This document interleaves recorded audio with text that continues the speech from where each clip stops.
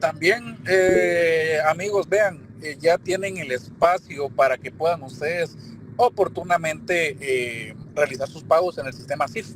Esto ya es por cuestión de Junta Directiva Académica que me da esta información también para que ustedes puedan generar sus pagos de las evaluaciones retrasadas. Ahora la pregunta por consiguiente es cuándo van a estar publicadas las clases. Ya oportunamente en su momento nos van a estar trasladando toda esta información, entonces lo que yo tengo por enterado, compañeros, y les comparto también de forma oportuna, es que va a estar publicada, según hasta donde yo tengo entendido, en el transcurso de esta semana o inicios de la próxima, ¿verdad? Entonces es algo importante, pues, porque como les estaba comentando los compañeros en la tarde, es indispensable que cada uno de ustedes pues tenga bien sus cursos, sus 10 cursitos ganados, porque al final pues tenemos nosotros un pensum que es cerrado.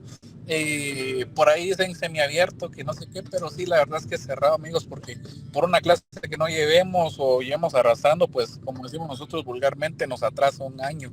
Entonces, nos genera un poco el contratiempo en la carrera, ¿verdad, chicos? Entonces, sí, es importante pues que tengamos a bien saber cómo va a limitar nuestro pensum de estudios. Ya también les voy a compartir ese documento para que ustedes vayan haciéndose una idea de cómo es que tienen que ir oportunamente en cada una de ellas.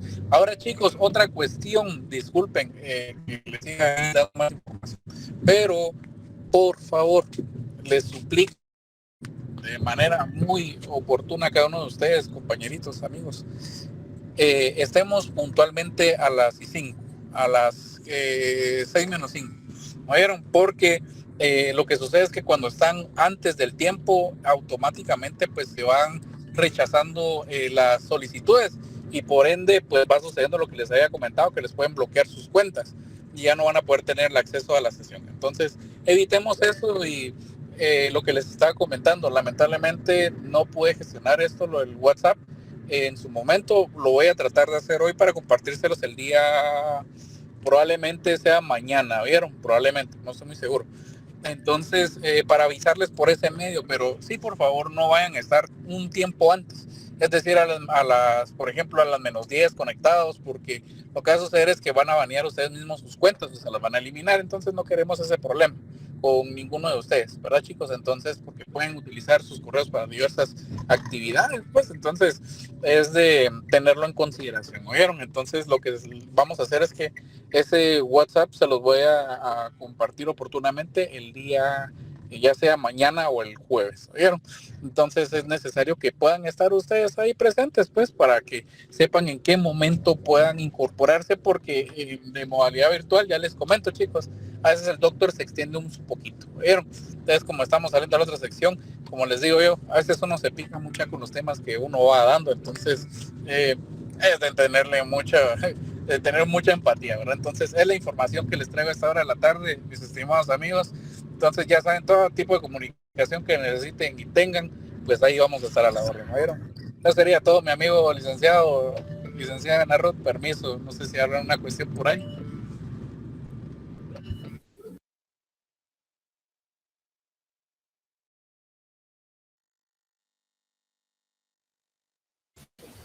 Yo tengo una.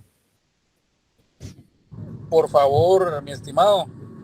Como hoy no dijeron a qué hora se tenía que conectar uno, yo estoy esperando desde las 5:30 con mi correo que está vinculado a derecho, pero parece que me lo bañaron. Así como yo, ¿cómo haría para poder conectarme a la siguiente clase con el correo que tengo vinculado a derecho? Vean, sí, eso es lo que yo les dije de forma presencial, amigos. Lamentablemente es lo que es, por eso es necesario siempre estar de forma ahora presencial, ¿verdad, chicos? Entonces, en este caso, mi estimado amigo, vas a tener que esperar según lo que te pueda establecer las normas de Google, ¿verdad? Porque ahí sí está un poquito fuera de nuestro alcance realmente la situación, pero sí, ya se les había comentado que hay que estar puntualmente y no un poquito antes, porque puede suceder lo que te sucedió, ¿verdad? Entonces, mi consejo, ya directamente lo que tenemos por conocimiento de registro de estadística o actualización de atención al estudiante, es que puedas actualizar tu correo, pues no te va a afectar algún trámite por consecuente, porque al final las evaluaciones hasta donde sabemos van a ser presenciales, entonces no hay problema alguno por el momento, mi estimado. Solo hacer esa actualización al correo si en todo caso no pudieses recuperarlo con uno nuevo, ¿verdad? Ese sería el consejo sano que nos están dando de registro de estadística o bien de atención al estudiante.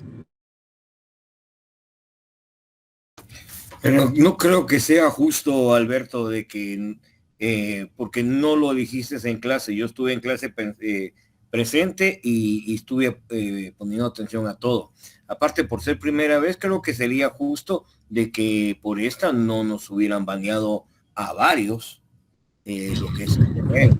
Entonces, realmente si es así, nos perjudicaría a varios el hecho de cambio de correo y todo esto. Me imagino que podrían ustedes ser un poco más flexibles.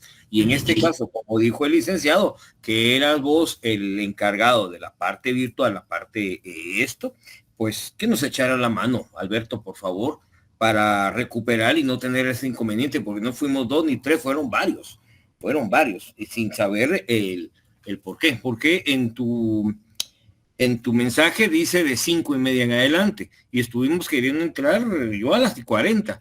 2 veces intenté y me baneó, o sea, me votó. Entonces te pido por favor solicitud no solo mía, yo creo que también en nombre de los compañeros que nos eche la mano por esta vez en esta situación. Es que lo que les decía, compañeros, ahí sí no, eso sí ya está muy fuera de las manos nuestras, porque esas ya son políticas internas de la plataforma de Google, es lo que se les está explicando.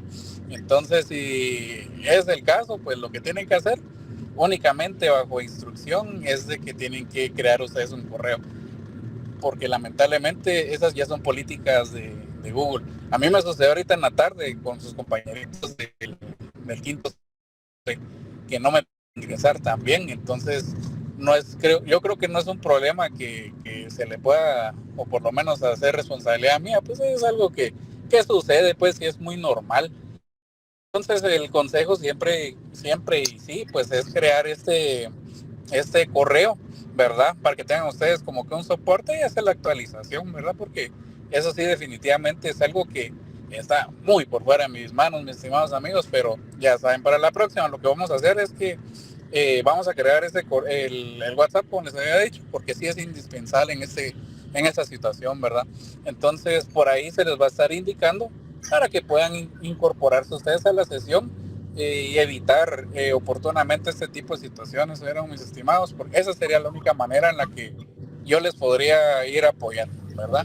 Ya en cuestiones de evaluaciones, como les decía, eso ya es presencial, o sea, ya no hay pierde, ¿verdad? Ahí sí que ya no tienen que preocuparse de esa parte, ¿verdad? La actualización va a ser necesaria. ¿Oyeron, chicos? Por favor. Alberto, Sí, hola, fíjate buenas de que yo tardes. como consejo que te podría dar es de que le quites las restricciones al Google Meet, como lo hacen otros profesores. ¿A qué me refiero? A la hora de que cada compañero quiere entrar, no te pide autorización a vos como tal de que me aceptes, sino que solo entramos libremente hasta que el catedrático, en este caso el coordinador, entre y ya la clase se inicia. Entonces, cada quien puede salir y volver a entrar sin estarte interrumpiendo vos y sin estar pasando lo que es esto de los baneos, porque en clases presenciales eso pasaba mucho y la solución que llegamos a darle a los profesores fue esta, de que dejaran prácticamente, si lo queremos decir, libre el acceso para evitar de que esté pasando esto y otras más cosas inoportunas. Sí, pues, compañeros, eso se les entiende, pero recuerden una cosa, el área común al área profesional es diferente. Lamentablemente nosotros tenemos una cuestión.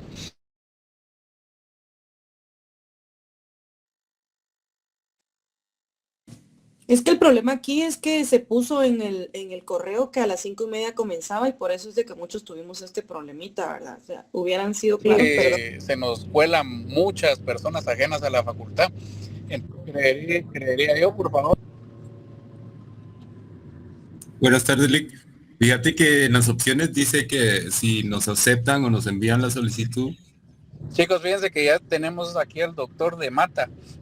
Vamos a ver de qué manera les puedo apoyar. ¿Vieron? Entonces, por favor, como se les había indicado, micrófonos en silencio y vamos a hacer la exposición del doctor, por favor.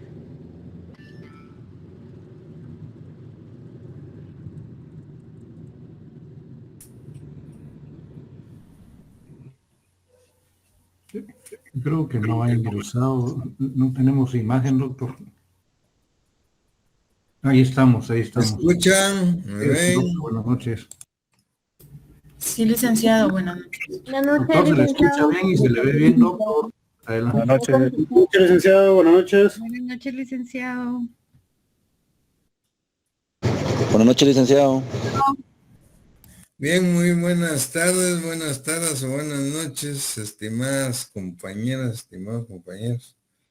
Les ruego disculpas, la verdad es que estamos estrenando hoy un nuevo link, les comentaba en la otra sección, y por eso ha costado un poquito, porque es nuestra primera sesión de clase virtual en este ciclo académico del año 24. Obviamente que ya trabajamos con absoluto éxito las clases virtuales desde pues mi estudio acá privado durante toda la pandemia y un año más. Y para esto pues siempre tuve el apoyo, tal y como se los comenté, pues a los muchachos que pasaron por acá con nosotros, de los dos estimados colegas, amigos personales, como es Guillermo Hernández y Alberto Mejía, quienes me apoyaron en todo esto y que obviamente hoy que estamos virtualmente, pues me siguen apoyando.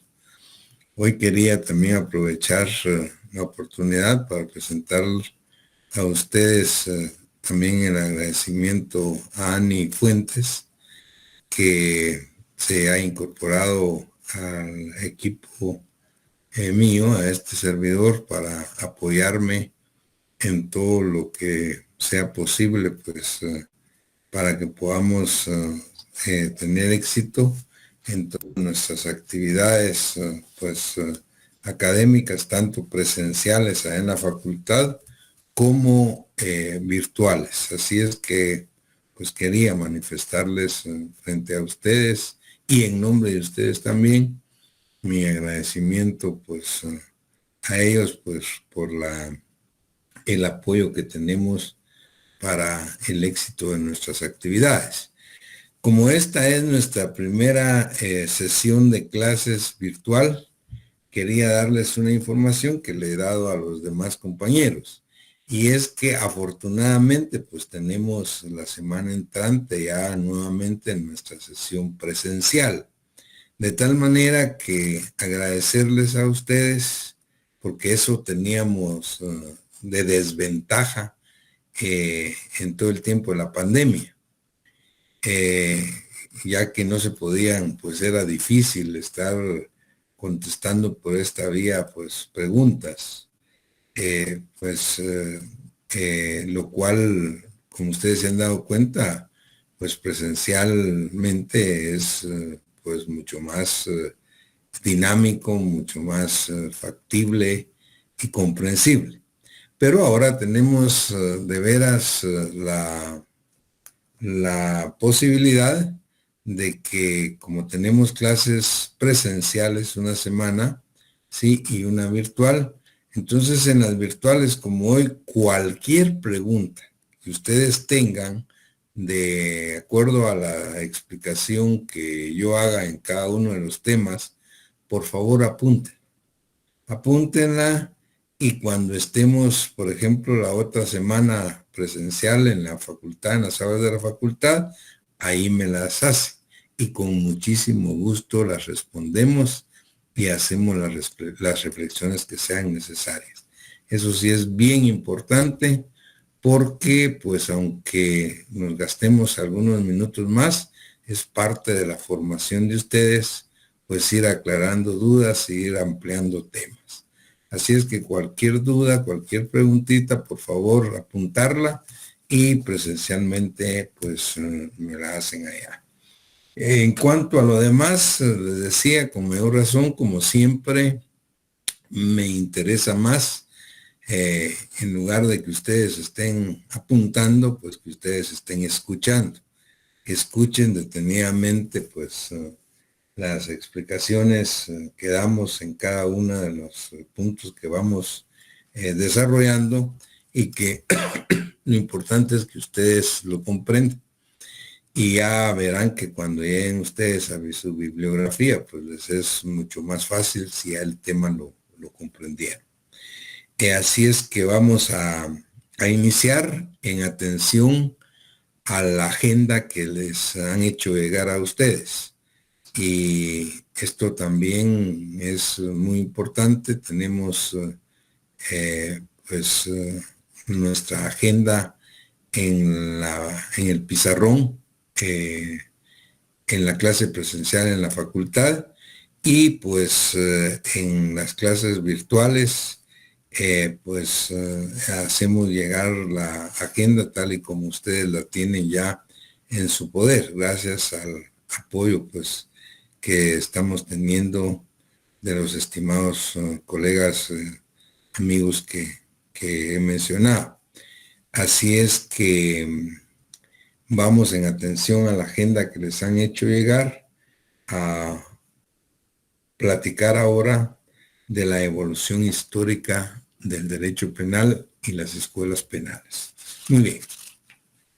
En cuanto al primer tema, evolución histórica de las ideas penales, tal y como se los decía en la clase, es importante advertir que la evolución histórica del derecho penal tiene íntima conexión con la evolución histórica de la humanidad misma.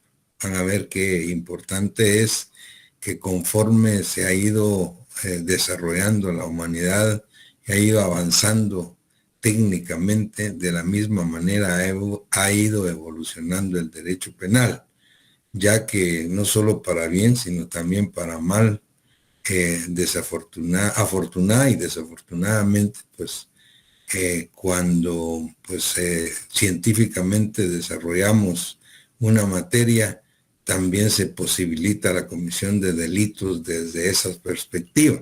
Si no, vean ustedes, por ejemplo, con el avance que tenemos actualmente desde el punto de vista tecnológico, pues, pero también tenemos ya, si bien es cierto, pues, ese tipo de avances han hecho pues evolucionar a la humanidad en todas las ciencias.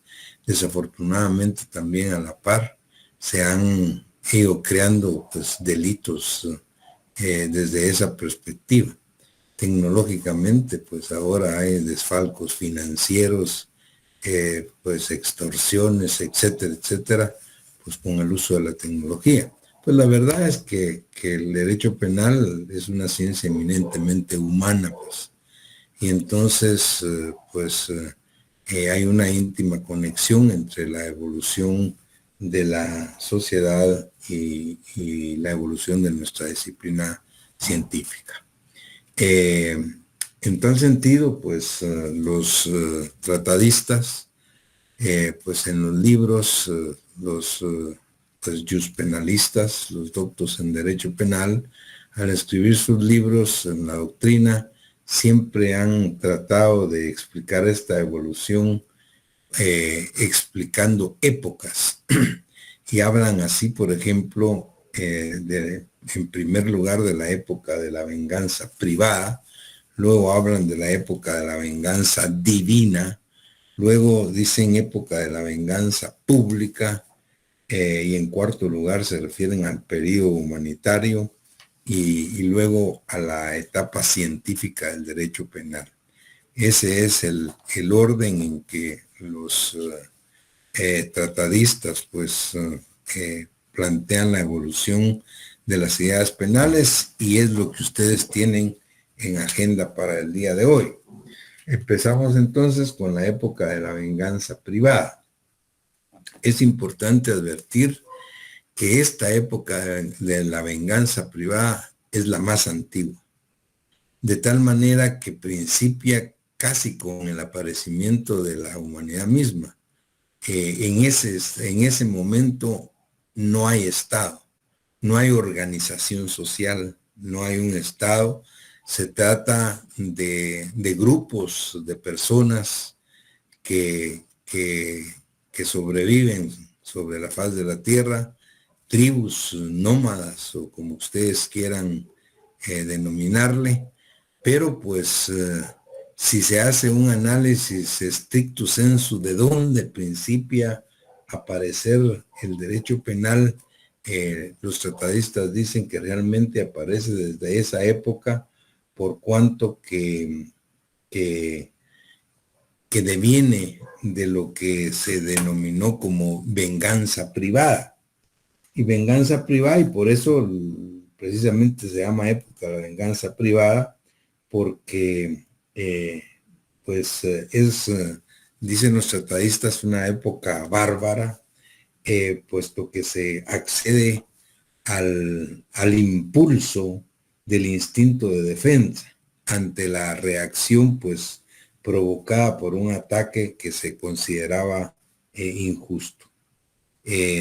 Pues obviamente, como no se encontraba pues organizado el Estado, pues los individuos, las personas que se sentían en un momento dado ofendidas en sus derechos o en sus bienes, acudían a su defensa individual, haciendo justicia por su propia mano.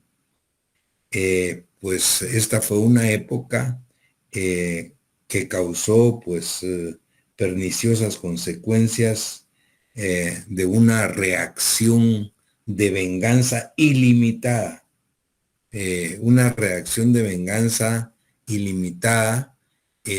tal manera que cuando una persona recibía una ofensa, pues o se lesionaba a una persona, el lesionado o el ofendido cobraba venganza, y no lo hacía solo en la persona de quien había ofendido o lesionado, sino a toda su familia o a toda su tribu. Y esto se volvía una reacción o contrarreacción en masa casi, que se desarrollaba de tal manera que fue un periodo sangriento, totalmente bárbaro, y por eso pues, se denomina época de la venganza privada, y el extremo de esto fue de tal manera la gravedad, la barbarie que se dio en ese momento, que imagínense ustedes, la ley del talión que conocemos nosotros como ojo por ojo y diente por diente, aparece en ese momento para atenuar, imagínense, era atenuante de las barbaridades que se cometían en la defensa de los bienes pues de las personas, en cuanto a la venganza que se cobraban pues por mano propia cada una de ellas. Entonces aparece la ley del talión, decía no, solo ojo por ojo, solo diente por diente, es decir, no más allá. Y fue una forma pues de limitar la barbarie que en ese momento se vivía en la época más antigua del derecho penal. De la misma manera también hablan los tratadistas, además de la ley del talión, de lo que se llamaba la composición o la compensación. Y esto se refería a que muchas veces el ofensor o su familia entregaban al ofendido y a los suyos pues cantidades de bienes para reparar el daño causado, y que estos pues no tomaran venganza de otra naturaleza. Esta fue una de las épocas, sin lugar a dudas, más sangrientas, más antiguas, más bárbaras del derecho penal, que en pleno siglo XXI, oigan lo que voy a decir, esto es lo más importante, que increíblemente en pleno siglo XXI, en algunas sociedades, y dentro de ella la nuestra, todavía existen vestigios de esto. Esto es increíble, pues, no lo cree uno. ¿A qué me refiero? Vean ustedes lo que pasa en nuestro país, muchas veces en lugares de nuestro país, con los linchamientos. ¿Qué son los linchamientos? Los linchamientos son precisamente manifestaciones de la época más antigua del derecho penal, de la época de la venganza privada. Es decir, eso es totalmente inaceptable, injusto, ilegal.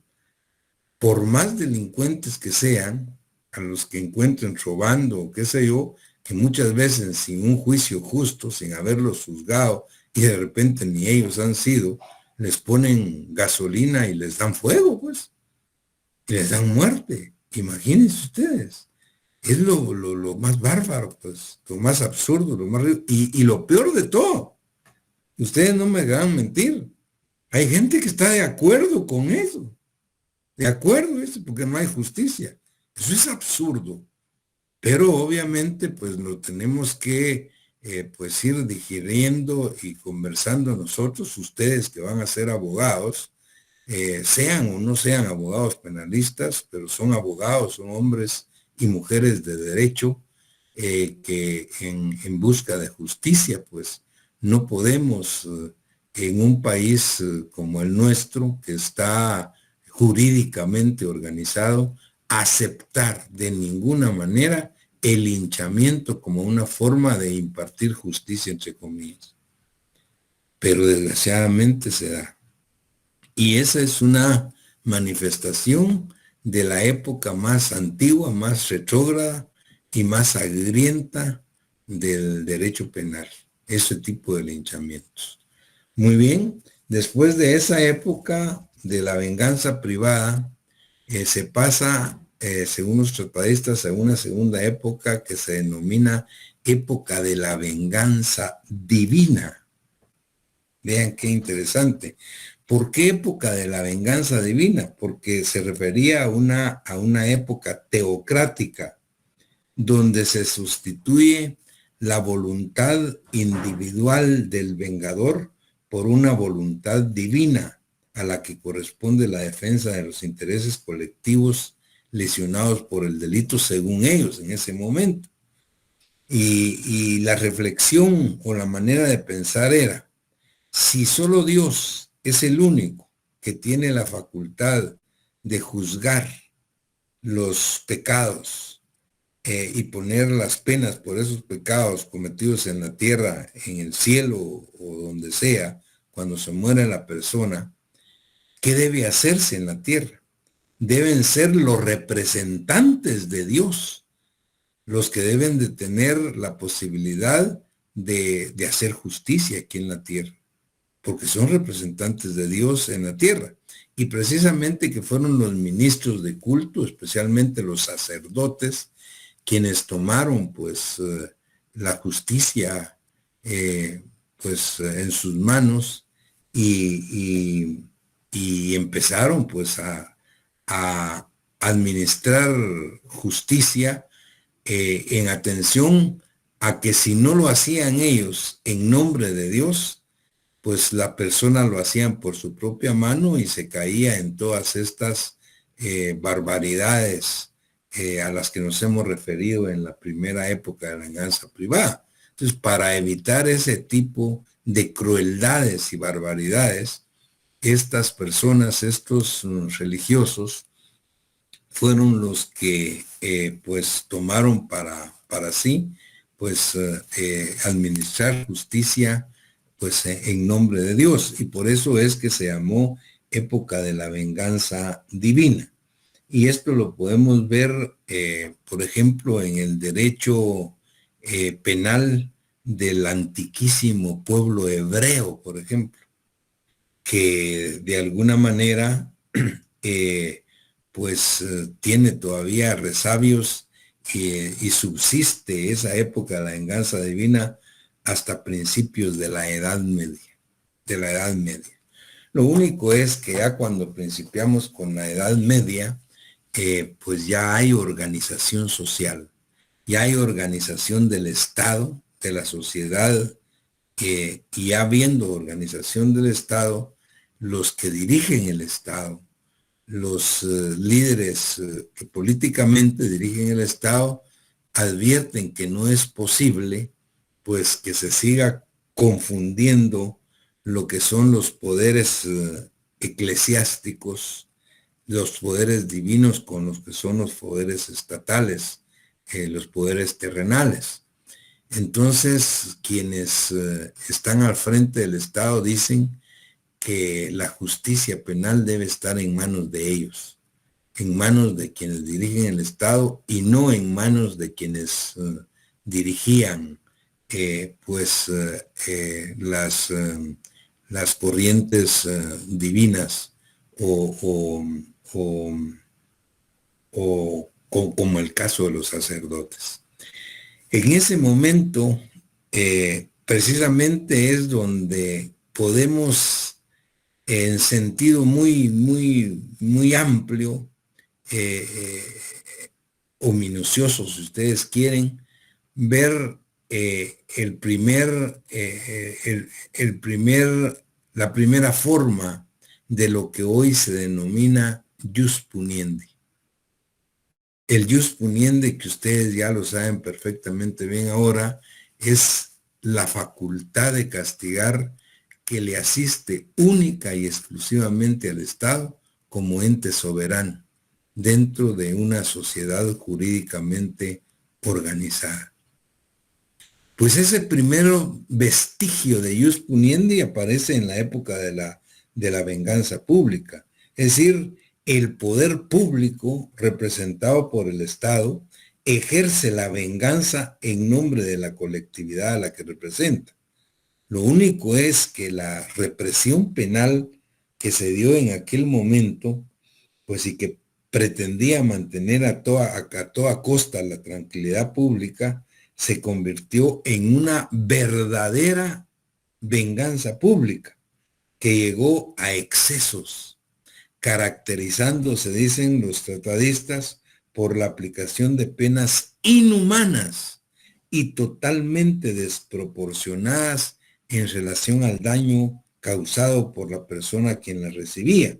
Por ejemplo, se castigaba drásticamente con la pena de muerte o despeñamientos a personas que realizaban actos que hoy ni siquiera son delitos.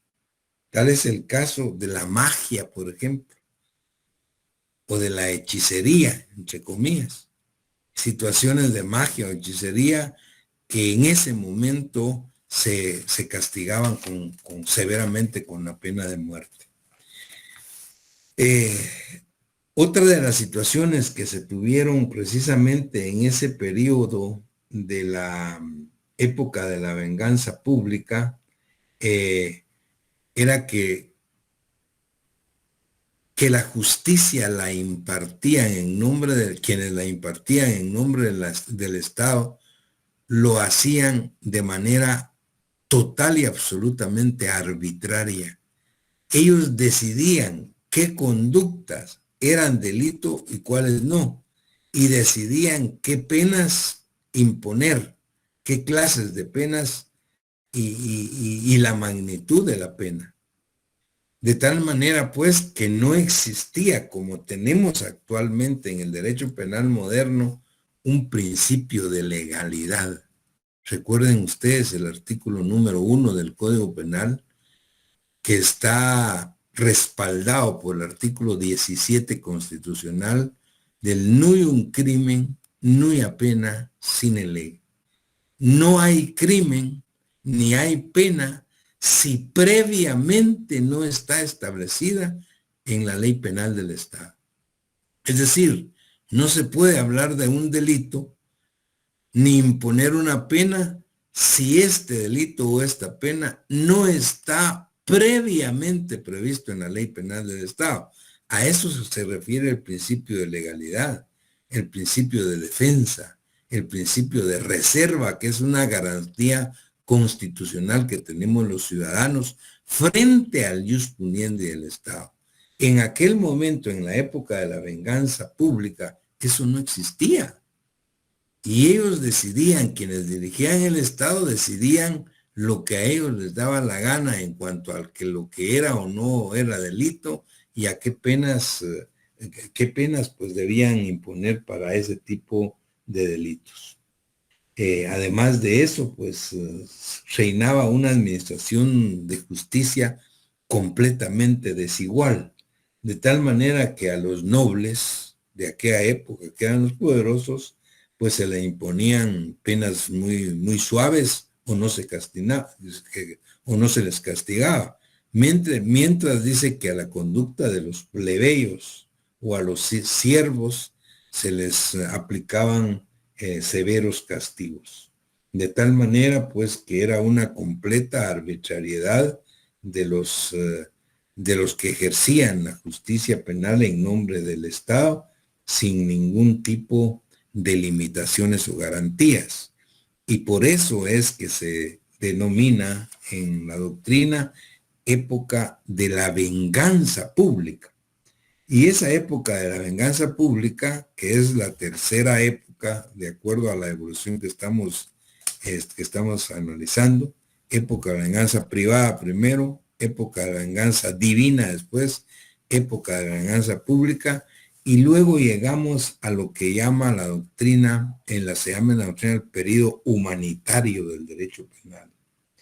Esa etapa humanitaria del derecho penal comenzó realmente a fines del siglo XVIII y principia a fines del siglo XVIII con una corriente denominada iluminista, que es la que principia a gestar la Revolución Francesa.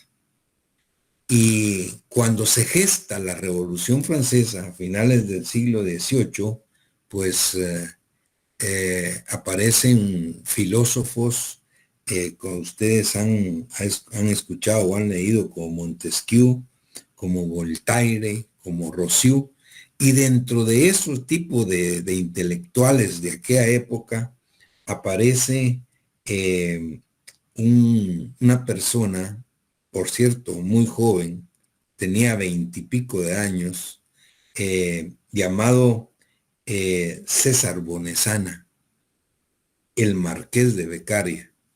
El noble milanés le decían porque era de Milán, y escribe un libro que se los recomiendo también, si ustedes lo pueden leer. Es un libro muy pequeño, pero impactante, muy bonito, que se llama De los delitos y de las penas, de César Bonesana, el marqués de Beccaria le llama.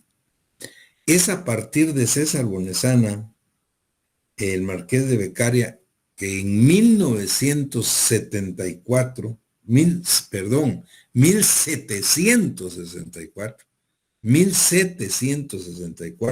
fue cuando se gesta la Revolución Francesa. Él escribe esta obra y se le principia a llamar periodo humanitario del derecho penal. ¿Por qué? Porque la brillante obra que escribe este jovencito de 20 y pico de años,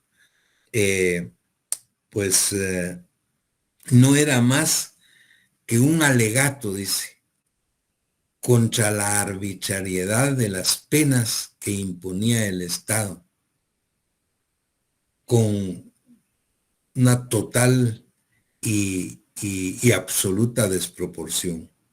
De tal manera, pues, que esta obra es la que de alguna manera vino a finalizar el periodo antiguo del derecho penal, oigan esto. Y a partir de la obra de este penalista, marqués de Beccaria, César Bonesana, es que se principia a denominar la edad de oro del derecho penal. Eugenio Florian, un eminente penalista, dio a Beccaria, dice, la gloria de haber elevado a dignidad de ciencia el derecho penal, ya que hasta esa época pues no se hablaba de un derecho penal científico. Es a partir del periodo humanitario, de la obra del marqués de Beccaria, de los delitos y de las penas, que se gesta el periodo humanitario, y a partir de ahí principia lo que se llama etapa científica del derecho penal. Esa etapa científica del derecho penal es precisamente la que nos lleva a la época moderna, y de alguna manera pues principian lo que se llama derecho penal científico. Y el derecho penal científico principia con las escuelas penales, Y tal y como les trataba de explicar en la clase la semana pasada, cuando hablamos de escuelas penales, pues no estamos pensando en edificios, ¿no? Las escuelas penales se refieren al conjunto de doctrinas, al conjunto de principios, de métodos que utilizan los especialistas, los doctos en derecho, para estudiar el delito, el delincuente, las penas y las medidas de seguridad. Esas son las escuelas penales. Y es a partir de César Bonesana, el Marqués de Beccaria, de su obra, que principia pues la etapa científica del derecho penal, la edad de oro del derecho penal, finaliza el periodo antiguo, y a ese periodo intermedio entre la etapa científica y la etapa de la venganza pública es a lo que se le llama periodo humanitario del derecho penal. Obviamente, como ustedes se darán cuenta, pues esto se gesta en Europa.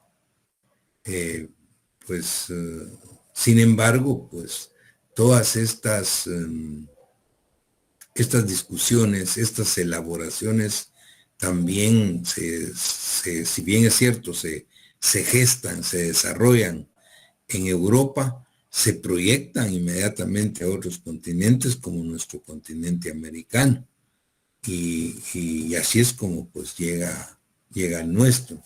Y nosotros pues en Guatemala también tenemos de alguna manera alguna evolución técnica con el derecho penal en atención a la proyección del tipo de derecho penal pues que hemos descrito, pues porque obviamente pues esto pues se da en el mundo, pero en el derecho, en la época moderna también Guatemala ha tenido, digamos, un desarrollo de su derecho penal, y básicamente podemos decir, nosotros apuntamos pues como un resumen, que desde el punto de vista del derecho penal sustantivo, que es el que estamos estudiando ahorita, el derecho penal sustantivo, Código Penal, Guatemala ha tenido hasta el día de hoy 5 códigos penales, 5 códigos.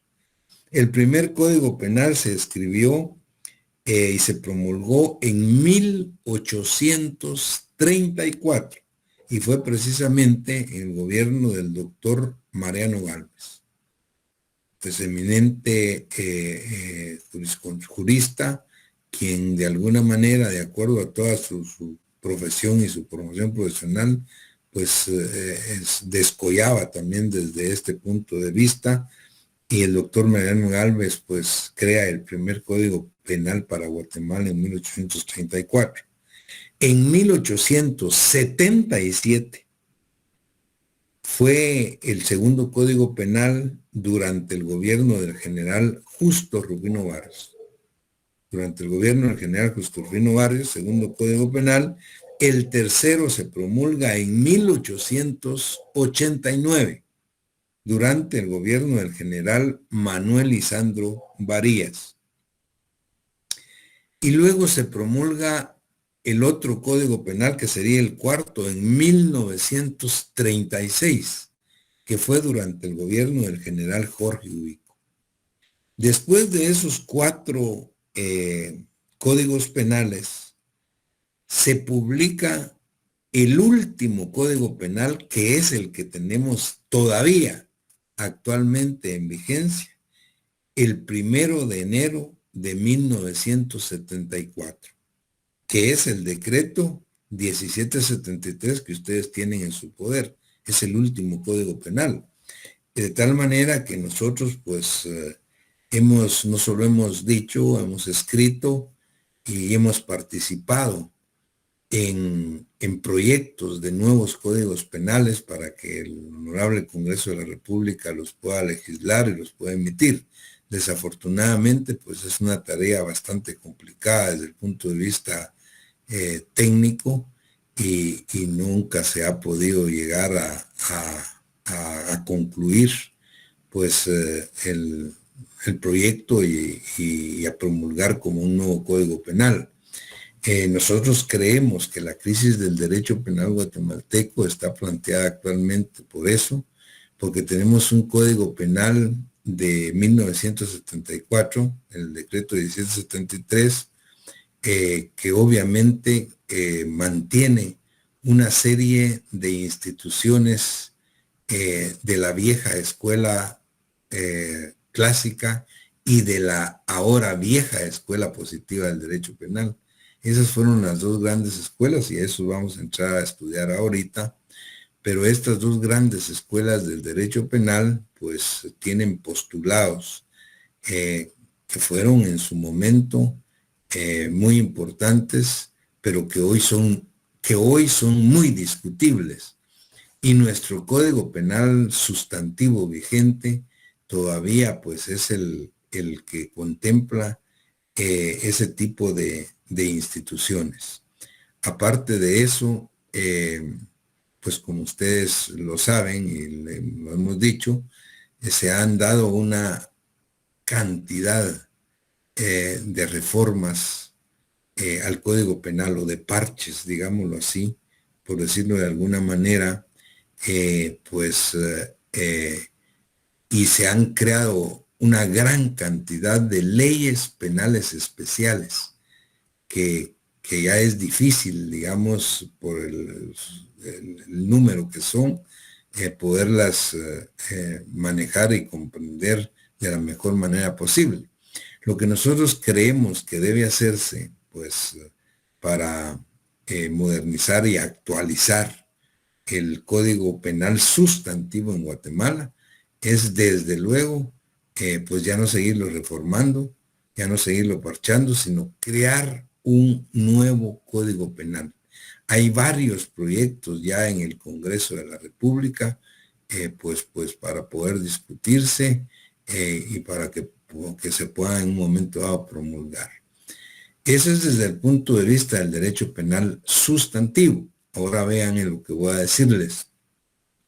Desde el punto de vista del derecho penal adjetivo, o sea, procesal penal, procedimiento, se promulgó el último Código Procesal Penal en Guatemala en el año 92 y fue un código de avanzada en Latinoamérica, de gran avanzada. Hasta el año 92 o antes del año 92, Latinoamérica, oigan lo que voy a decir, Latinoamérica, estaba en Latinoamérica, estaban vigentes códigos procesal penales de índole, respondían a un sistema inquisitivo, es decir, al juicio penal escrito, como el que teníamos en Guatemala. Y fue Guatemala, y fue un orgullo, pues un honor para los guatemaltecos, para nosotros, dar el primer paso en Latinoamérica en aprobar el primer código procesal penal de corte acusatorio. De corte acusatorio quiere decir que llevaba implícito el código, el juicio oral por audiencias, que es exactamente como lo tenemos ahora. Por supuesto que para esa época, antes del 92, pues estos sistemas acusatorios son los que se han dado en Europa, en Alemania, en Italia, desde hace mucho tiempo, en Estados Unidos de Norteamérica, en el sistema penal anglosajón, que es un sistema, pues, por jurados, ¿no? Pero los juicios son orales y públicos. Pero en Latinoamérica, pues con la tradición romana que teníamos un esquema inquisitivo de impartir justicia penal, que es exactamente como todavía lo es en Guatemala el juicio civil. Los juicios civiles en Guatemala, por ejemplo, son eminentemente escritos. Pues igual estaba el penal. Pero es a partir del año 92 en que se promulga el nuevo Código Procesal Penal que todavía está vigente en nuestro país y que fue el primer país en dar un paso adelante con el Código Procesal Penal de corte acusatorio. Incluso pues les comento pues aquí entre nos que mi tesis doctoral en la Universidad Autónoma de Barcelona en España se refirió a eso. La tesis de este servidor se trata del proceso penal, la reforma del proceso penal inquisitivo, juicio escrito, al proceso penal acusatorio, juicio oral. Y pues gracias a Dios pues fue bastante impactante la tesis, pues que incluso pues fue premiada con un laude. Pero pues en ese momento nos tocó a nosotros acá, a los guatemaltecos, profesores guatemaltecos y digamos los que tuvimos la oportunidad también de estar en el Poder Judicial, impartir conferencias en toda Latinoamérica sobre pues, los grandes avances que teníamos en cuanto al proceso penal acusatorio, que es el juicio oral. Sin embargo, a estas alturas ya hay una serie de reformas también que se han hecho y que sin lugar a dudas ya merece que se emita un nuevo Código Procesal Penal para no tener pues que andar aplicando una serie de reformas que se han hecho a nuestro Código Procesal Penal. Esto es parte de la historia de la evolución del derecho penal en nuestro país. Y termino con esto. Vean, tenemos un Código Procesal Penal de avanzada que ya está quedando en desuso y que ya urge pues reformarlo, pero tenemos un Código Penal sustantivo muy antiguo, que recoge planteamientos de la escuela positiva y la escuela clásica del derecho penal. Pero, importante, no tenemos todavía en Guatemala un código de derecho penal ejecutivo o penitenciario. ¿Qué quiere decir esto? Que las leyes o las normas que rigen la ejecución de las penas en las cárceles de nuestro país todavía están en una serie de normativos de lo que es digamos la ejecución de penas y algunas veces que pueda ser una medida de seguridad que nunca se aplican acá. Afortunadamente ya vamos a ver por qué las medidas de seguridad no son convenientes predelictualmente hablando, pero en todo caso la ejecución de las penas son normas carcelarias que todavía están dentro del organismo ejecutivo y que se manejan dentro del Ministerio de Gobernación. Y esto porque en Guatemala no se ha independizado, no hay autonomía del derecho penitenciario. Es decir, no tenemos un código de derecho penitenciario, no tenemos un código de derecho penal ejecutivo, como sí lo tenemos de derecho penal sustantivo y como sí lo tenemos del derecho procesal penal o adjetivo. Eso es para que ustedes vean pues cómo estamos y cómo hemos ido evolucionando en Guatemala, pues muy bien en algunos aspectos, como el paso que se dio trascendental en el año 92 con el Código Procesal Penal, pero todavía tenemos el mismo sustantivo y no tenemos un código penal ejecutivo, un código de derecho penitenciario. Eso es una suprema síntesis de lo que es la evolución y ha sido la evolución histórica del del derecho penal pues en nuestro país. Y luego pues desde luego que la evolución histórica del derecho penal en el mundo pues tiene aplicación íntimamente pues a la evolución que se ha tenido en todos los países latinoamericanos, incluido el nuestro. Pero pues básicamente pues en relación a lo que es nuestro propio derecho penal ha sido esto. Bueno, habiendo explicado y un poco de esto, entonces llegamos a las escuelas penales, que es la segunda fase de nuestra agenda de hoy. Las escuelas penales es hablar de la época científica del derecho penal, de la época moderna. Ahí empieza la época moderna del derecho penal, cuando se principia a hablar de las escuelas penales. Entonces, decíamos que las dos más grandes escuelas de derecho penal que han habido en el mundo son la escuela clásica y la escuela positiva. Vamos a explicar los más importantes postulados de una y otra, pero quiero, tal y como lo hice la semana pasada en el salón de clase, decirles que la escuela clásica, que es la más antigua y que es la que principia a desarrollarse después de la obra del Marqués de Beccaria, después de la Revolución Francesa, después del periodo humanitario, esta escuela no se llamaba escuela clásica del derecho penal, se llamaba escuela de juristas. ¿Por qué se llamaba escuela de juristas? Porque todos los que integraban la escuela de juristas eran abogados, eran connotados abogados pues de aquella época, pues que de alguna manera pues se dedicaban al estudio ya científico del derecho penal.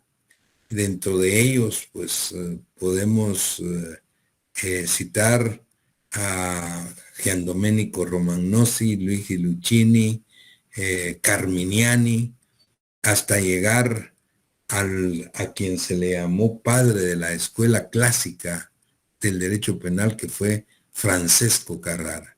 Todos eran de origen italiano y todos eran abogados, todos eran juristas.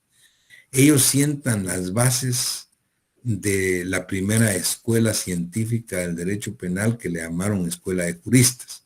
Ahora, ¿de dónde nace el nombre de escuela clásica? Que es como lo conocemos.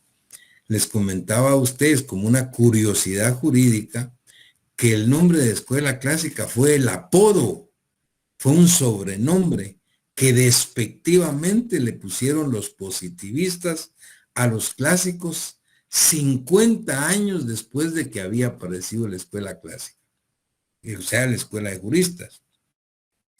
La verdad es que la escuela de juristas estuvo desarrollándose en Europa y exportando conocimientos a otros continentes, como el continente americano, y los códigos penales empezaron a emitirse en relación a los postulados de la escuela de juristas.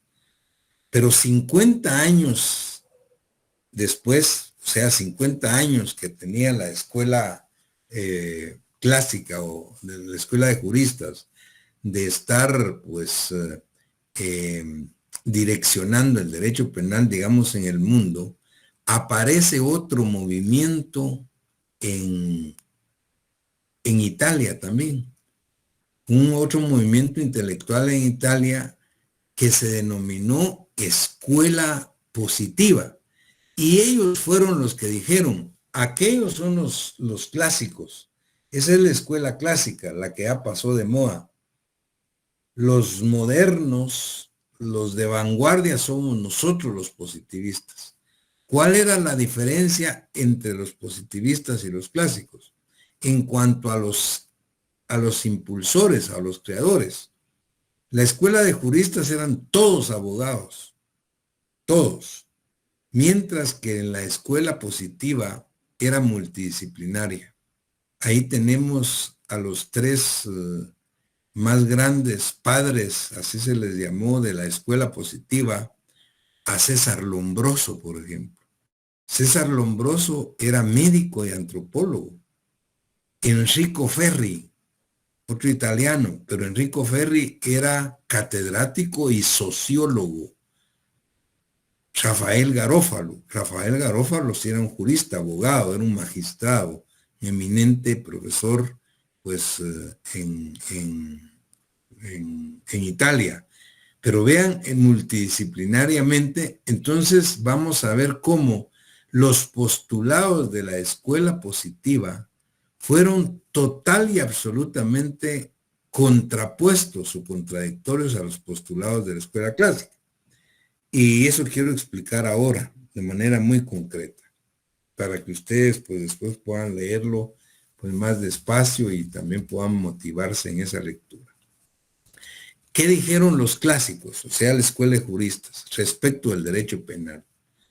Respecto del derecho penal dijeron, el derecho penal es una ciencia eminentemente jurídica que debe estudiarse dentro de las ciencias sociales, dentro de las ciencias culturales, dentro de las ciencias del espíritu, porque es una ciencia eminentemente jurídica.